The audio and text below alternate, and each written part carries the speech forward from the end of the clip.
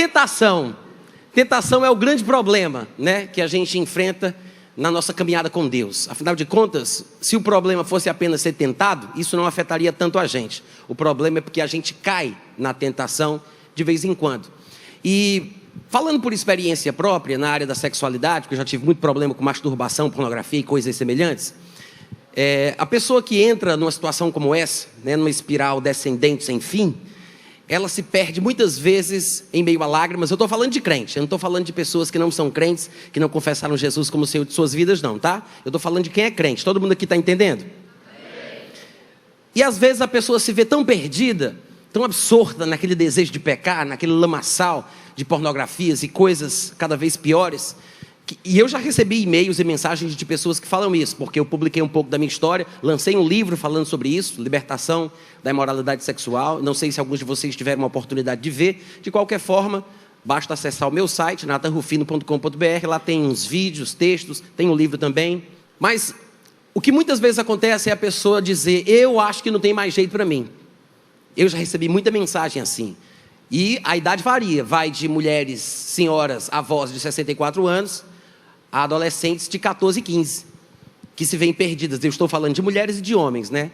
Um homem também, de 64 anos de idade, que disse que estava com um problema com homossexualismo.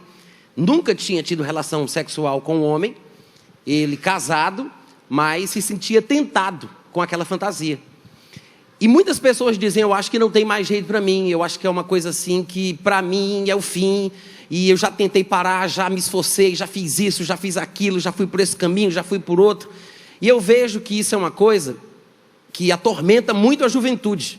A tentação da imoralidade sexual, a pornografia, e não só a pornografia, o material pornográfico, mas também a sensualidade hoje, né, na sociedade que a gente vive.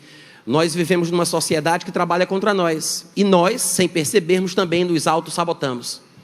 Nós nos preparamos para pecar. A gente se treina, se condiciona para isso e não percebe. E é por isso que quando a gente cai repetidamente, como um círculo vicioso, a gente se pergunta por quê e não sabe. Porque nós treinamos o nosso cérebro para nos passar uma rasteira. Nós nos auto-sabotamos, nós nos condicionamos para isso. E nunca analisamos que a Bíblia tem resposta para tudo, inclusive para essa área. Tem um versículo que às vezes é até mal citado por alguns colegas, porque não entendem o que ele diz. 1 Coríntios capítulo 10, versículo 13, diz assim: não vos sobreveio tentação que não fosse humana, mas Deus é fiel e não permitirá que sejais tentados além das vossas forças. Pelo contrário, juntamente com a tentação, vos proverá livramento, de sorte que a possais suportar. Então, eu tenho visto várias más interpretações em cima desse texto. Primeiro, algumas pessoas dizem: eu não aguento mais, isso é fora do normal, é sobre-humano. Não veio tentação que não fosse humana. Diga amém. Amém. Diga graças a Deus pelas tentações humanas. Porque ninguém sabe o que diabo é uma tentação satânica, né? Graças a Deus que são tentações humanas. Porque ele diz: não veio tentação que não fosse humana. E Deus é fiel e não permitirá que sejais tentados além das vossas forças. E quando a pessoa cai, ela diz: eu acho que eu não tenho força nenhuma. Porque se Deus não vai permitir que eu seja tentado além da minha força, eu só posso não ter força nenhuma, porque eu sempre caio. Que força eu tenho? Que Deus é esse que me protegeria para que eu não caísse, para que eu não fosse tentado além do que eu posso suportar? O problema é que a gente não entende que nós temos um limite. Na navegação, na marinha, eles têm um detalhe técnico interessante para as embarcações que eles chamam de linha máxima, linha de carga máxima. É uma linha horizontal desenhada ao longo do casco, do lado de fora, que demarca o ponto limite que aquele barco tem que ficar por fora da água, ou submerso, né, com um determinado peso.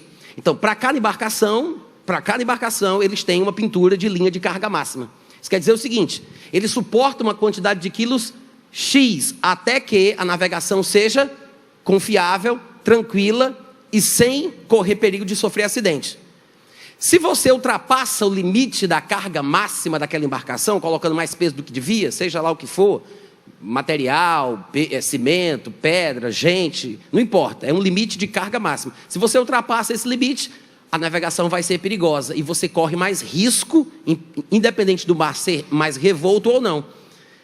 E quando a Bíblia fala que Deus não permitirá que soframos além das nossas forças, ele fala dessa força limite que nos é concedida pela graça de Deus.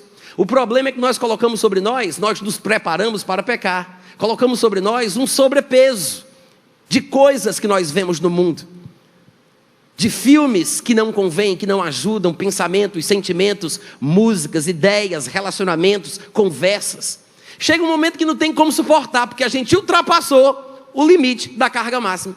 Lembra que a Bíblia diz que cada um de nós é tentado quando é atraído e engodado pela própria concupiscência? A concupiscência, havendo concebido, ela dá à luz o pecado. O curioso é que a Bíblia usa a figura de linguagem para gestação. É um processo. Você vai gerando aquilo ali, é uma gestação. Depois que a cobiça, o desejo e a concupiscência dão à luz o pecado. O pecado acontece, mas para que ele venha à luz, leva-se um tempo até que ele aconteça. Então muitas vezes a gente não percebe isso, a gente se prepara para pecar. A gente vai plantando aquela sementinha, a gente vai regando aquela planta, a gente vai preparando o terreno com uma música, com uma ideia, com uma curtida no Instagram, com um inbox do Facebook, com uma olhadinha aqui, com uma olhadinha ali, uma conversinha aqui, uma conversinha ali. E me permitam dizer assim, de forma bem clara, e por favor, não fiquem chateados comigo e nem se escandalizem, mas às vezes as meninas não compreendem o poder que elas têm sobre o homem. E às vezes as meninas dizem assim, vocês já devem ter ouvido isso: ah, mas ele é que é muito tarado, que não consegue ver uma mulher. A culpa é do olho de quem olha e da bunda de quem mostra, querida. Do olho de quem olha e da bunda de quem mostra.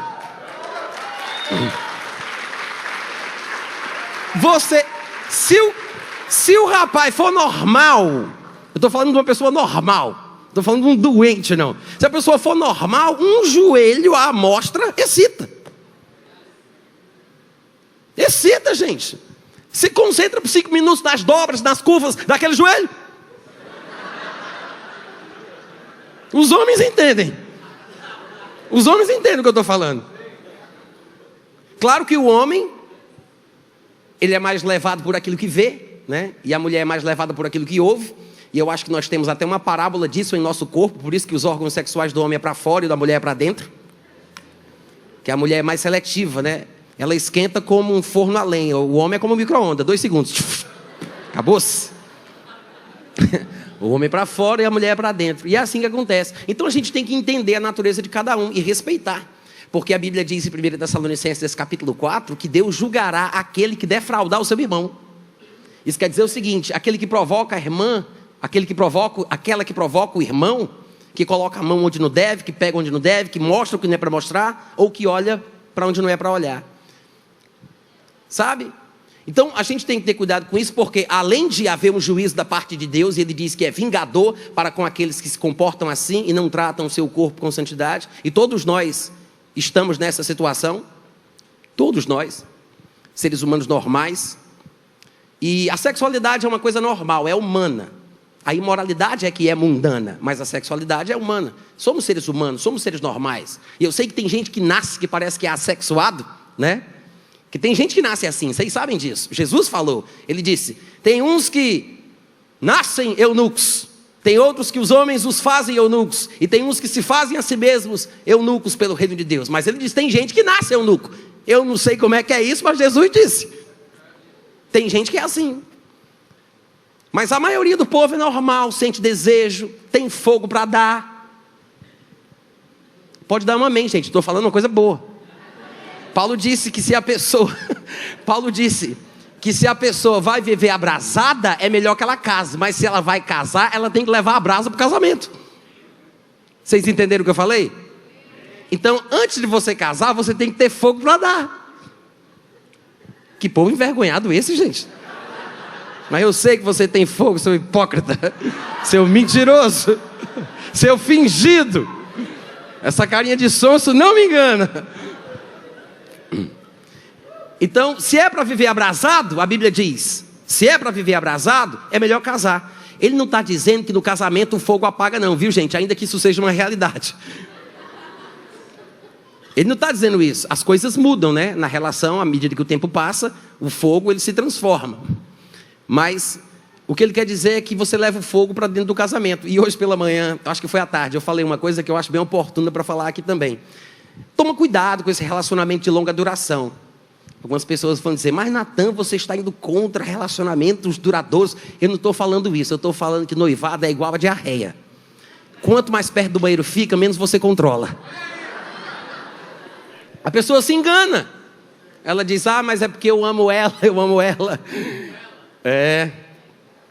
Gente, muito cuidado. E é normal desejar. O que é normal é ir além do que pode. É por isso que namoro é um perigo. Hoje em dia, eu não sei como é que vocês fazem aqui na igreja de vocês, mas vocês sabem que não tem namoro da Bíblia, né? E não há necessidade, eu digo assim, não há necessidade, não é que não exista vontade, mas não há necessidade de você escolher uma pessoa para casar com ela e ser bem feliz na escolha que você fez. Não há uma necessidade de você beijar de língua para isso. Não, gente, calma aí, não é Deus não, sou eu mesmo, por favor. Tem calma. Eu fico até nervoso quando eu falo isso, porque o pessoal vai pegar um bocado de pedra para me jogar, e aí vão me crucificar aqui e nunca mais eu volto. Eu não estou falando contra o beijo de língua, pelo amor de Deus. Eu não estou falando isso. É porque a gente tem que parar para pensar, não custa nada. A gente nasceu numa geração tão cheia de novidades, a gente não pegou o andar da carruagem. A gente nasceu numa situação em que é tudo misturado. O aspecto externo, físico do homem e da mulher é quase uma coisa só. Todo mundo hoje em dia usa roupa bissexual, ou é unissex, como chama, não me lembro. Às vezes a gente se confunde. Mas, então o que é que a gente vê? A gente vê uma mistura, uma bagunça toda, que a gente se atrapalha. Mas há pouco tempo atrás, no Brasil, homem era homem, mulher era mulher. Hoje, a gente já se acostumou com o aspecto externo físico misturado. É por isso que tem tanta confusão emocional e essa questão da identidade do gênero. Que a pessoa tem que se decidir, depois de 20 anos, se é homem ou se é mulher. Ainda que carregue um pênis. Não, eu vou decidir sobre a minha sexualidade. Por quê? Porque a geração foi preparada. As coisas aconteceram na nossa sociedade e transformou o mundo. A gente nasce no meio desse furacão e é por isso que a gente sofre essas consequências sem saber por quê. Porque desde quando a gente cresceu, vendo os filmes que a gente viu, ouvindo as músicas que a gente ouviu, passando pelas coisas que a gente passou, isso penetrou na gente de uma forma tal que hoje em dia a gente reage sem saber por quê. É instintivo. Instintivo. Vem lá da parte mais primitiva do nosso cérebro. A gente nem sabe por quê. Está plantado dentro de nós. Vocês entendem o que eu estou falando? Então a gente nasce, vê todo mundo namorando. É normal fazer isso, é normal fazer aquilo. Então por que você não vai fazer? O desejo latente, os hormônios gritando. Claro que você quer beijar de língua. Só que o problema é que depois que as coisas pioram e tudo vira uma catástrofe, e a pessoa está chorando aos prantos sem saber por quê, está enfrentando aquilo, ou por causa de uma gravidez inesperada, ou por causa de um sofrimento qualquer, ou porque a pessoa se vê viciada, ou porque a pessoa sofre muito emocionalmente. Tem gente até que tira a vida por causa de questão de namoro, dentro da igreja, estou falando dentro da igreja. A pessoa não para pensar que às vezes um beijo de língua pode fazer a diferença, porque começa ali, depois que você se acostuma, você não para mais. Beijo de língua, gente, é como ferro de passar roupa, você liga em cima, acende embaixo. Então é o seguinte, você tem que descobrir qual é a sua linha de carga máxima. Talvez você vai ter que retroceder um bocado, você já foi longe demais. Cada um de nós sabe um pouco de si, né? E sabe o que ultrapassou. O problema é que você ficou num círculo vicioso. Mas a Bíblia revela claramente que toda vida que nós estamos enfrentando uma tentação, junto com a tentação, ainda que a gente não enxergue, ainda que a gente não veja onde é que está, junto com a tentação, tem um livramento. Junto da tentação, quando surge aquela vontade de fazer o que não deve, junto com a tentação, a Bíblia diz, tem um livramento. Deus não manda a tentação, porque Deus não tenta ninguém, né? Às vezes as pessoas se atrapalham com isso, mas nós já temos uma resposta antecipada, que Tiago nos deu em Tiago capítulo 1. Ele diz: ninguém ao ser tentado diga, é Deus que está fazendo isso comigo, é Ele que quer me provar, para saber da minha santidade, para saber se eu sou fiel, é o meu Pai. Não, a Bíblia diz: ninguém ao ser tentado diga, é Deus que está me tentando. Por quê? Porque quando você diz que é Deus que está fazendo isso com você, é você que vai passar a tentar a Deus. Por isso que ele diz, porque Deus não pode ser tentado pelo mal. Não é que seja impossível Deus ser tentado, não se deve tentar a Deus. É por isso que ele fala, se eu disser isso de Deus, é uma tentação a Deus. Às vezes as pessoas pensam que Deus não pode, nunca será, é impossível tentar a Deus, com base nesse versículo. Mas se esta fosse a interpretação correta, a Bíblia não diria, não tentarás o Senhor teu Deus. Afinal de contas, é impossível tentá-lo. Então é possível tentar a Deus, a questão é como. A tentação a Deus não é a mesma coisa da tentação do homem. O homem é tentado para fazer aquilo que não deve, cometer um pecado. Não é assim que Deus é tentado. Deus está sentindo vontade de fazer o que não deve. Não é isso. É porque a palavra que foi traduzida no nosso português por tentação, ela significa algumas coisas semelhantes, mas nem sempre exatamente com o mesmo peso ali, com o mesmo contexto. A palavra pode significar tentar, tentação, provar, experimentar, pôr à prova. É um teste. Então quando a pessoa diz, é Deus que está fazendo isso comigo, você está tentando a Deus. Lá em Hebreus 3, eu acho que 9, 10, ele diz, hoje se ouvides a voz do Espírito Santo, não endureçais o vosso coração, como foi na provocação, no dia da tentação, quando vossos pais me tentaram e puseram à prova, e olhe que viram as minhas obras por 40 anos. Ou seja, Deus diz, no dia da provação me tentaram pondo-me à prova. Então há uma forma do homem, do servo de Deus, tentar a Deus, falando o que não deve, pensando besteira de Deus, acusando Deus de coisas que Ele não faz. Dizer que é Deus que está te testando, é testar a Deus. Dizer que Deus está te tentando, é tentar a Deus. É por isso que Ele diz, não diga que você está sendo tentado por Deus, porque Deus não deve ser tentado pelo mal. E quer saber a verdade? Deus a ninguém tenta. Muito pelo contrário, cada um de nós é tentado quando atraído e engodado pela própria concupiscência, própria vontade. Diga própria. Sabe o que significa isso? Propriedade. É uma coisa sua. Nós não somos tentados pela concupiscência do outro. Eu não sou tentado pelos desejos da minha esposa. Eu não sou tentado pelas concupiscências do meu melhor amigo. Cada um é tentado pela sua. Vamos tentar de novo. Cada um de nós é tentado pela sua. Só para decorar? Própria. Cada um tem uma vontade própria numa área específica que pode ser uma tentação. Eu não sou tentado com cigarro, eu não sou tentado com bebida alcoólica, eu não sou tentado com maconha, ainda que eu já tenha tido a minha plantação particular. Não era para o tráfico, era consumo próprio, amém? Mas, e é verdade, tá, gente, o que eu estou falando aqui. Nada disso me tenta. A única área na qual eu sou tentado é a área sexual. Eu não sei vocês, né? Estou falando de mim. Mas cada um é tentado na sua própria área. Então, você tem que saber que área é essa. Você tem que se descobrir, entender as suas fraquezas e se lembrar de uma coisa. A Bíblia diz, em Hebreus capítulo 4, versículo 15, que nós não temos um sumo sacerdote que não possa compadecer-se das nossas fraquezas.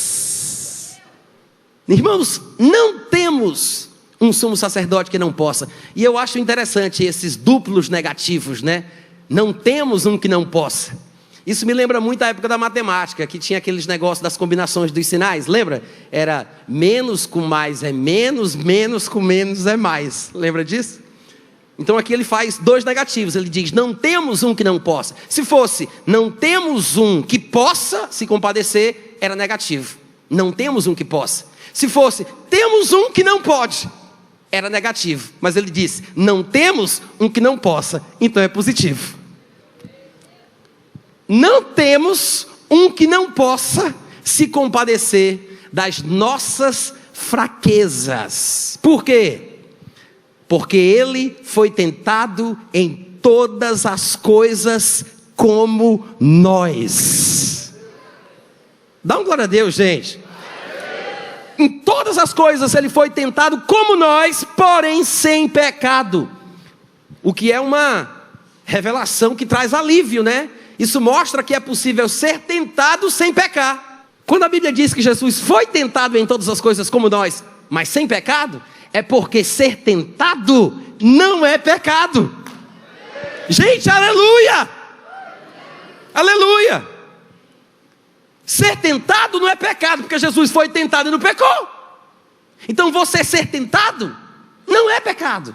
O sumo sacerdote é aquele indivíduo que ele se apresenta a Deus em nome do povo, para poder remir o povo dos seus pecados, mas abençoa o povo em nome de Deus. Ele se apresenta a Deus em nome do povo, mas ele abençoa o povo em nome de Deus. É o intercessor, é aquele que está no meio, é aquele que faz a ponte. Irmãos, Jesus é o nosso supremo representante diante de Deus. É por isso que devemos ter confiança. É por isso que a Bíblia diz que o nosso advogado é justo, lá em 1 João capítulo 2. Não é um advogado que defende qualquer um, mesmo quando a pessoa é errada e corrupta, apenas para ganhar algum dinheiro. Nós temos Jesus Cristo, o justo, como nosso advogado. Sabe por que que ele, sendo justo, nos defende, mesmo tendo as fraquezas que nós temos? É porque ele sabe que nós temos o direito de receber compaixão e misericórdia. Porque se a minha dívida foi paga, eu não preciso pagar novamente. Eu tenho direito à absolvição. Um preço alto foi pago por mim. E eu sei que algumas pessoas poderiam pensar, eu vou encerrar, tá, gente? Algumas pessoas poderiam dizer assim, mas é porque nessa área sexual aí, sei não. Eu acho que Jesus não resolve isso aí não. Ele nunca foi tentado nessa área, né? Jesus Cristo não sabia o que era isso. Gente, Jesus Cristo foi um homem normal, que precisou depender de Deus, que foi tentado como nós. A Bíblia diz isso. Cada um de nós é tentado quando atraído e engodado pela própria concupiscência. Se ele foi tentado como nós, então se a gente sabe como a gente descobre como é que ele foi também. Se ele é igual a nós, nós somos igual a ele, então descobrindo um, a gente tem o outro. É ou não é? A é igual a B e B é igual a C, então C é igual a A. Cada um de nós é tentado quando atraído e engodado pela própria vontade. Então Jesus devia ter uma vontade própria, como um homem, que não deveria ser feita. E ele disse isso: eu desci do céu não para fazer a minha própria vontade, e sim a vontade daquele que me enviou. No Getsemane, suando gotas de sangue ao resistir à tentação, ele disse que não seja aquilo que eu quero, aquilo que eu quero, aquilo que eu quero. 3 vezes ele orou as mesmas coisas, as mesmas palavras, dizendo que queria. Mas nas 3 vezes ele disse, mas que seja feito aquilo que tu queres, aquilo que tu queres, aquilo que tu queres. A tentação é isso, é querer fazer uma coisa que Deus não quer que eu queira. E Jesus foi tentado como nós. Será que ele foi tentado na área sexual? Bom, pelo menos Hebreus capítulo 2, versículo 18 diz assim: naquilo que ele mesmo sofreu, tendo sido tentado, naquilo que ele sofreu, tá? Naquilo que ele sofreu, tendo sido tentado, é poderoso para socorrer os que são tentados. Se ele não foi tentado nisso, então nisso ele não tem poder para me socorrer. Mas se ele foi tentado nisso, então naquilo que ele foi tentado, ele tem poder para socorrer os que são tentados. Irmãos, nos apeguemos com Deus, não corramos de Deus, corramos para Deus. E eu espero que os irmãos se animem, se estimulem. Pare de beijar de língua, brincadeira. Mergulhe na palavra e deixa Deus conduzir o coração de vocês, tá bom? Fiquem na paz em nome de Jesus, amém, obrigado.